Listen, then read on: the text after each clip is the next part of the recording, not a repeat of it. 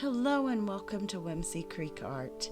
In today's video I wanted to show some of the dried results from the Basics of Paint Pour series.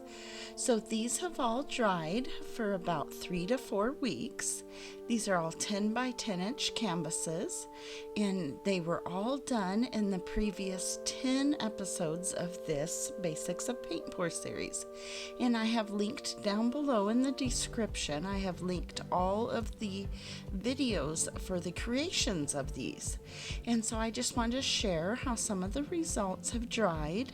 I do have 2 of them missing. One of them I did paint over, and one of them I have sold.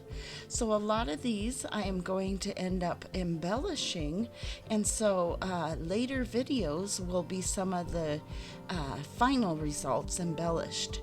So I did want to show this one. It did kind of get a couple of chunks. For some reason that black had a couple of chunks, even though I had strained my Floetrol. So that was kind of interesting. I'm not sure why the black was like that.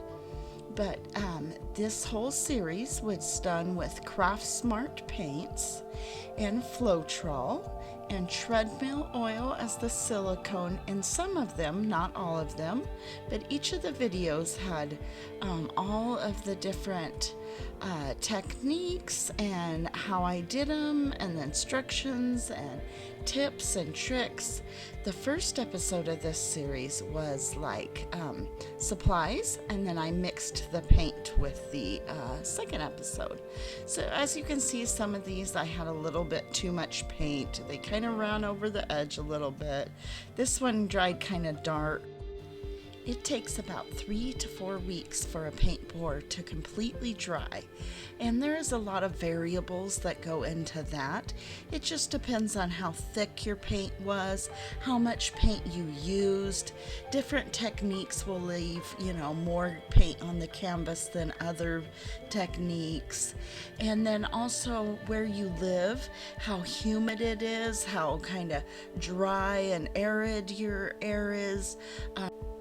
And also what you've poured on. If you've poured on canvases, or if you've poured on a non-porous surface like wood or tiles, those all make a difference on how long it is going to take for your paint pour to dry. But the rule of thumb is about 3 to 4 weeks. In the summer here in Washington State, we can get away with about 3 weeks for a paint pour to dry, and in the winter it's about 4 weeks. So these are some of my favorite ones. That flower, that last flower on that blue background, that is just so pretty. This one is just a real subtle, beautiful Dutch pour, and here is a feather string pull. Just a whole variety of different techniques in this Basics of Paint Pour series. But we are winding this series down.